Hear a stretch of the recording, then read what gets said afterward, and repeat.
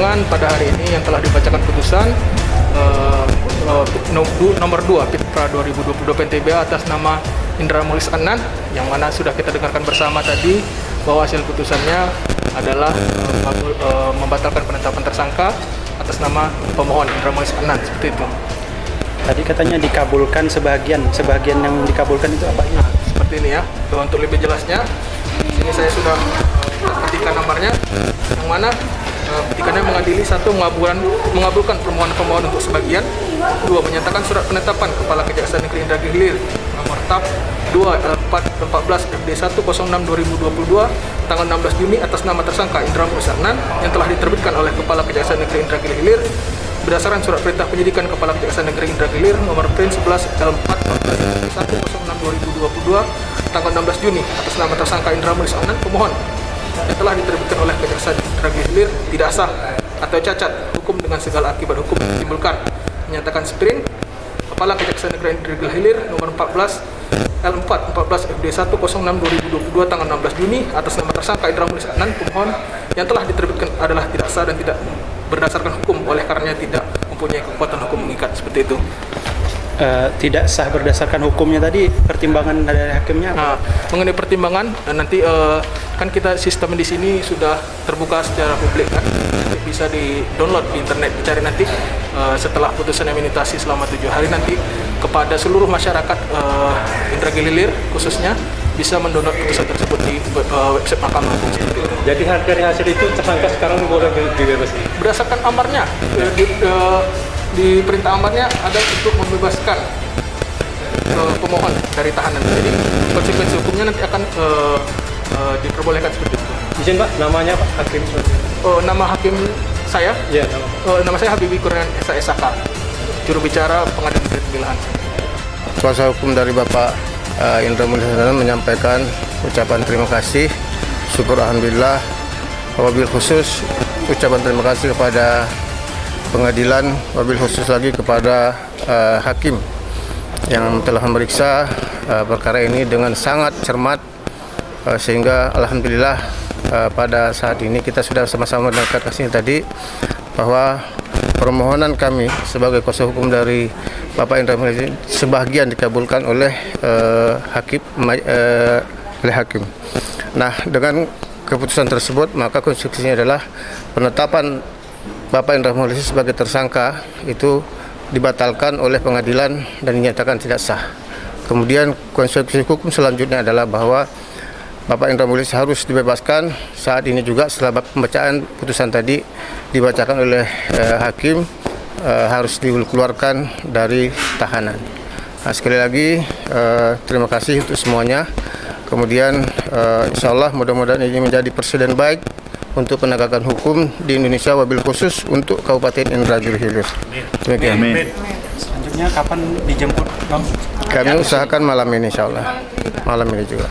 Karena jelas perintah putusan dari hakim tadi menyatakan bahwa setelah putusan ini dibacakan, maka Indra Mulis sebagai termohon dalam perkara ini harus dikeluarkan dari tahanan.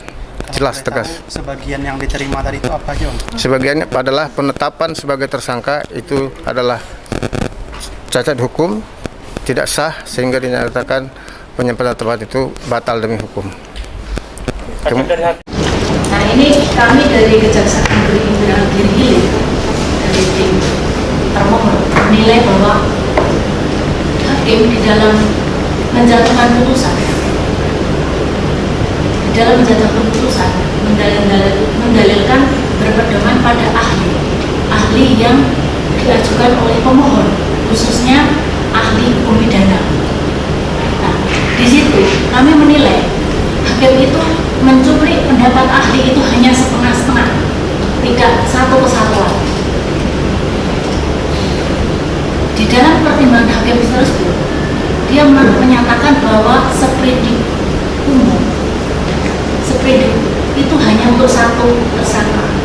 Sementara kemarin ahli pidana menyatakan bahwa sprindik itu setahu saya hanya satu. Saya nggak paham adanya sprindik umum, sprindik khusus. Itu internal masing-masing APH. Karena tiap APH mempunyai SOP masing-masing. Kemarin ahli bilang seperti itu.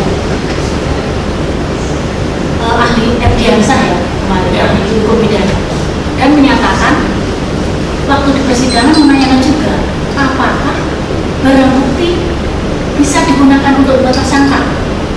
Waktu itu ahli menjelaskan dengan jelas bahwa jawabannya boleh asal satu pokok perkara. Tadi hakim berpendapat barang bukti ini tidak boleh untuk tersangka Ima, harusnya untuk tersangka ZI selaku direktur, karena tersangka pertama itu adalah ZI. Padahal ini satu pokok perkara, satu perkara yang sama, yaitu dugaan penyertaan modal PT GCF. Satu perkara. Hakim itu menafsirkan lain dan mengambil setengah-setengah. Harusnya hakim itu mengambil itu keseluruhannya, bukan sepotong-sepotong. Kalau sepotong-potong, penafsiran akan lain. Jadi intinya, Setelah itu langkah apa yang diambil oleh pihak? tentunya kami menghargai putusan hakim ya. Tadi sudah disampaikan bahwa putusan pra peradilan ini tidak dapat banding, tidak dapat PK, dan memerintahkan mengeluarkan tahanan. Kita langsung keluarkan hari ini, malam ini kita keluarkan karena kita menghargai juga. Tapi tetap kita akan melakukan langkah-langkah hukum untuk menindaklanjuti putusan. Karena ya nanti di Perma 4 2016 ada pasal 4 ya, menyatakan bahwa apabila ada putusan pra peradilan yang tidak mengindahkan hal-hal yang fundamental, ini harus ada dari MA yang mengawasi hakim pra peradilan. Ada apa ini? Mengapa hanya mendengarkan ahli dari pihak pemohon dan mempertimbangkannya sepotong-sepotong?